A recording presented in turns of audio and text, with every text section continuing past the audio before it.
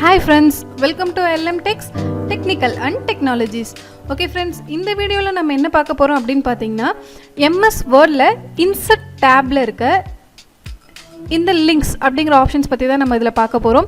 So first option என்ன அப்படிங்கறது பாத்தீங்கன்னா இந்த hyperlink அப்படிங்கிறது. ஓகேங்களா? சோ இந்த hyperlink அப்படிங்கிறது எதுக்காக அப்படினு பாத்தீங்கன்னா இப்போ நீங்க வந்து பாத்தீங்கன்னா நெட்ல இருந்து ஒரு கண்டென்ட் எடுத்து நீங்க பேஸ்ட் பண்ணீங்க அப்படினா அதுல some links எல்லாம் இருக்கும். ஓகேங்களா? இப்போ எக்ஸாம்பிளுக்கு ஒரு email ID இருக்குன்னு வெச்சுக்கோங்க உங்களோட டாக்குமெண்ட்ல. சோ நீங்க அந்த லிங்கை கிளிக் பண்ண உடனே வந்து பாத்தீங்கன்னா அந்த மெயில் பேஜுக்கு வந்து பாத்தீங்கன்னா நம்மளோட பேஜ் வந்து டிராவல் ஆயிடும். ஓகேங்களா? சோ அந்த மாதிரி வந்து பாத்தீங்கன்னா நாமளே நம்மளோட லோக்கல் டிஸ்க்ல இருக்கிற ஏதாவது ஒரு போட்டோஸ் இல்ல ஃபைல்ஸ்க்கு வந்து பாத்தீங்கன்னா நம்மளோட வேர்ட் டாக்குமெண்ட்ல இருந்து லிங்க் கொடுக்கணும் அப்படினா இந்த hyperlink அப்படிங்கற ஆப்ஷன் வந்து நம்ம யூஸ் பண்ணிக்கலாம் फ्रेंड्स. ஓகேங்களா? சோ இப்போ வந்து பாத்தீங்கன்னா என்னோட லோக்கல் அதாவது வந்து பாத்தீங்கன்னா என் டெஸ்க்டாப்ல என்னோட லோக்கல் சிஸ்டம்ல இருக்க டெஸ்க்டாப்ல இந்த புக்ஸ் அப்படிங்கற ஒரு இமேஜ் இருக்கு. சோ இந்த இமேஜ் வந்து பாத்தீங்கன்னா என் டாக்குமெண்ட்ல நான் ஒரு பர்టిక్యులர் கண்டென்ட்டை கிளிக் பண்ணும்போது எனக்கு ஓபன் ஆகும். ஓகேங்களா? சோ அது எப்படி பண்றதுங்கறத பார்க்கலாமா? சோ எனக்கு ஒரு கண்டென்ட் வேணும். நான் என்ன பண்ணிட்டேன்னு பாத்தீங்கன்னா ஜஸ்ட் கிளிக் அப்படிங்கற ஒரு வேர்ட் ஒன்னு நான் கொடுத்துக்கிறேன். இந்த வேர்டை நான் கிளிக் பண்ண உடனே எனக்கு அந்த ஃபைல் ஓபன் ஆகணும். சோ நான் என்ன பண்ணிக்கிறேன்னு பாருங்க. இந்த வேர்டை ஜஸ்ட் செலக்ட் பண்ணிக்கோங்க. செலக்ட் பண்ணிட்டு இந்த hyperlink அப்படிங்கற ஆப்ஷனை நீங்க சூஸ் பண்ணிக்கோங்க. ஓகேங்களா? சூஸ் பண்ணதுக்கு அப்புறமேட்டு இப்போ உங்களோட ஃபைல் உங்களுக்கு எங்க இருக்கு அப்படிங்கற டெசிக்னேஷன் தெரியும். சோ என்னோட ஃபைல் வந்து நான் இப்போ டெஸ்க்டாப்ல வச்சிருக்கேன். சோ நான் இங்க வந்து பாத்தீங்கன்னாக்க லொகேஷன்ல டெஸ்க்டாப் சூஸ் பண்ணிக்கிறேன். சூஸ் பண்ண உடனே வந்து பாத்தீங்கன்னா டெஸ்க்டாப்ல இருக்க எல்லா கண்டென்ட்டும் எனக்கு வந்துரும். சோ இதுல எனக்கு இந்த புக் இமேஜ் வந்து பாத்தீங்கன்னா ஓபன் ஆகணும்.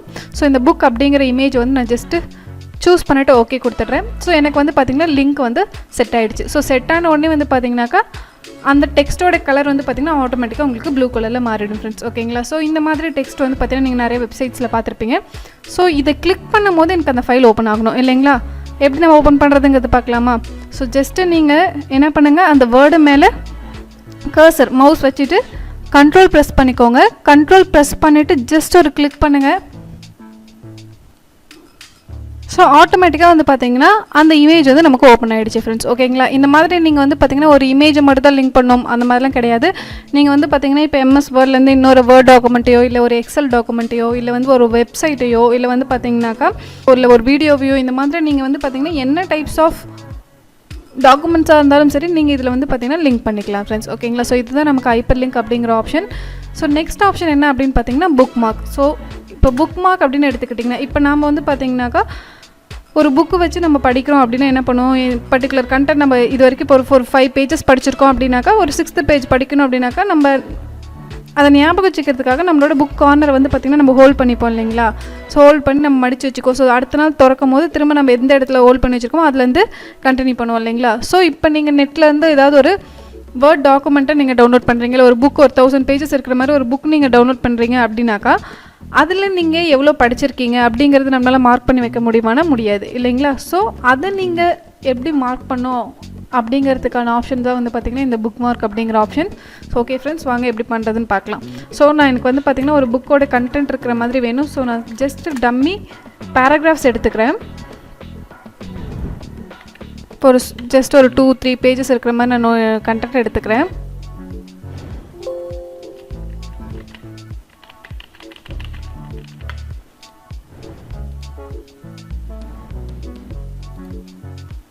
Okay friends. ஓகேங்களா? இப்போ நான் வந்து பார்த்தீங்கன்னாக்கா 6 பேஜஸ் இருக்கிற மாதிரி டாக்குமெண்ட் ரெடி பண்ணிக்கிட்டேன். இப்போ இதில் வந்து பார்த்தீங்கன்னா நான் இப்போ செகண்ட் பேஜில் ஸோ பேஜ் 2 ஓகேங்களா? செகண்ட் பேஜில் வந்து பார்த்தீங்கன்னா இப்போ இந்த டேரக்ட்லி அப்படிங்கிற வேர்டு வரைக்கும் நான் இப்போ ஃபஸ்ட் டே நான் படிச்சிருக்கேன். ஓகேங்களா? ஸோ நான் நெக்ஸ்ட் டே வந்து பார்த்தீங்கன்னா இந்த ஃபைலை நான் ஓப்பன் பண்ணும்போது நான் எதில் க்ளோஸ் பண்ணணும் அதுலேருந்து அகெயின் நான் ரீட் பண்ணுறதுக்கு கண்டினியூ பண்ணணும். ஓகேங்களா? ஸோ அப்போ அதை நான் மார்க் பண்ணி வைக்கணும் இல்லைங்களா? அதுக்கான ஆப்ஷன்ஸ் தான் இந்த புக் மார்க்ஸ். ஸோ நான் இந்த டேரக்ட்லிங்கிற வேர்டை வந்து செலக்ட் பண்ணிக்கிறேன். செலக்ட் பண்ணிவிட்டு இந்த புக் மார்க்ஸ் அப்படிங்கிற ஆப்ஷன்ஸ் நான் போகிறேன். இங்கே போய்ட்டு நீங்கள் என்ன பண்ணிக்கலாம்னா புக் மார்க்குக்கு ஒரு நேம் கொடுத்துக்கலாம். ஓகேங்களா? இப்போ நான் வந்து பார்த்திங்கன்னா ஃபர்ஸ்ட் டே இது நான் படிச்சிருக்கேன். ஸோ நான் Day 1 அப்படின்னு சொல்லி நான் கொடுத்துக்கிறேன். கொடுத்துட்டு ஆட் அப்படிங்கிறது கொடுத்துட்றேன். ஸோ எனக்கு வந்து பார்த்திங்கன்னா இந்த டாக்குமெண்ட் எனக்கு புக் மார்க்ஸில் ஆட் ஆகிடுச்சு. ஓகேங்களா? ஸோ நான் ஜஸ்ட் இந்த ஃபைலை எப்பவும் போல் நார்மல் சேவ் பண்ணிவிட்டு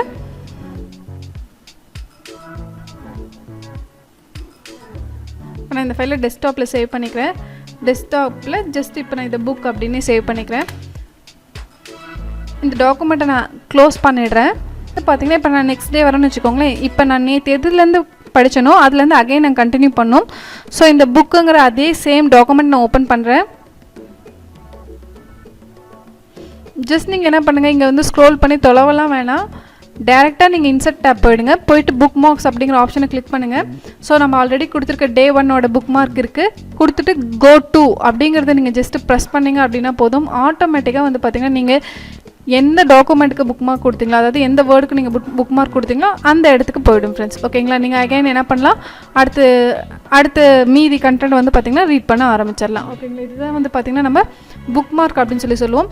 ஸோ நெக்ஸ்ட் ஆப்ஷன் என்ன அப்படின்னு பார்த்தீங்கன்னா கிராஸ் ரெஃபரன்ஸ். அதாவது கிராஸ் ரெஃபரன்ஸ் அப்படிங்கிறது என்னன்னு பார்த்தீங்கன்னா, இப்போ நான் வந்து புக் மார்க் கொடுத்துருக்கேன், அதுவே சம் மெம்பர்ஸ் என்ன பண்ணிவிடுவாங்க பார்த்தீங்கன்னா மறந்து போயிடுவாங்க, நம்ம கொடுத்தோமா கொடுக்கலையா அப்படிங்கிற ஞாபகம் இருக்காது இல்லைங்களா? ஸோ நம்ம புக் மார்க் கொடுத்துட்டு இப்போ எந்த பேஜுக்கு கொடுத்துருக்கேன், இல்லை எந்த கண்டென்ட்டுக்கு கொடுத்துருக்கேன் அப்படிங்கிற ஒரு சின்ன ஹின்ஸ் இருந்துச்சுனாக்கா நம்ம என்ன பண்ணிக்கலாம், ஸோ புக் மார்க் கொடுத்துருக்கோங்கிறத ஞாபகம் வச்சுக்கலாம் இல்லைங்களா? ஸோ அந்த மாதிரி நம்ம ஆல்ரெடி கொடுத்துருக்க புக் மார்க் கொடுத்துருக்க, இல்லை வந்து பார்த்திங்கன்னா ஏதாவது ஒரு ரெஃபரன்ஸ் கொடுத்துருக்க அந்த கண்டென்ட்டுக்கு வந்து பார்த்திங்கன்னா நம்ம அகைன் ரெஃபரன்ஸ் கொடுக்குறதா வந்து பார்த்திங்கன்னா கிராஸ் ரெஃபரன்ஸ் அப்படின்னு சொல்லுவோம். ஸோ இங்கே வந்து பார்த்திங்கன்னா நான் இப்போ ஆல்ரெடி கொடுத்துருக்க புக் மார்க்குக்கு வந்து பார்த்திங்கன்னா இப்போ நான் கிராஸ் ரெஃபரன்ஸ் கொடுக்க போகிறேன். கிராஸ் ரெஃபரன்ஸுங்கிறத கிளிக் பண்ணிவிட்டு எனக்கு இதில் வந்து பார்த்திங்கனாக்கா எனக்கு என்ன கண்டென்ட்டுக்கு புக் மார்க்ஸ் வேணும். இப்போ ஏதாவது ஹெட்டிங் கொடுத்துருக்கீங்கன்னா அதுக்கு புக் மார்க்ஸ் வேணுமா, சரி ரெஃபரன்ஸ் வேணுமா, இல்லை புக் மார்க்ஸ் கொடுத்துருக்கீங்களா அதுக்கு ரெஃபரன்ஸ் வேணுமா. இப்போ நான் வந்து பார்த்திங்கன்னா ஒரு புக் மார்க் ஆட் பண்ணியிருக்கேன், இதுக்கான ரெஃபரன்ஸ் எனக்கு வேணும். ஸோ அந்த புக் மார்க்குங்கிறத நான் செலக்ட் பண்ணிவிட்டு இங்கே என்ன பண்ணிக்கிறேன்னு பார்த்தீங்கன்னா எனக்கு அந்த புக் மார்க் கொடுத்த டெக்ஸ்ட் வேணுமா, இல்லை அந்த பேஜ் நம்பர் வேணுமா. ஸோ நான் இப்போ என்ன பண்ணிக்கிறேன், ஜஸ்ட் பேஜ் நம்பருங்கிறதுக்கு சூஸ் பண்ணிக்கிறேன். கொடுத்துட்டு இன்சர்ட் பண்ணோடனே பாருங்கள் உங்களுக்கு ஃபஸ்ட்டு பேஜ்லேயே வந்து பார்த்திங்கனாக்கா அந்த புக் மார்க்கோட ரெஃபரன்ஸ் வந்து பார்த்திங்கன்னா உங்களுக்கு வந்திருக்கும். ஓகேங்களா? இப்போ நீங்கள் புக் மார்க் போயிட்டு நீங்கள் அந்த பேஜுக்கு ட்ராவல் ஆகணும் அப்படிங்கிற அவசியம் இல்லை. ஜஸ்ட்டு நீங்கள் இதை கண்ட்ரோல் ப்ரெஸ் பண்ணிவிட்டு அந்த புக் மார்க்கோட ரெஃபரன்ஸை கிளிக் பண்ணுங்கள். ஆட்டோமேட்டிக்காக வந்து பார்த்திங்கன்னா அந்த புக் மார்க் இருக்க பேஜஸ்க்கு போய்டும் ஃப்ரெண்ட்ஸ். ஓகேங்களா?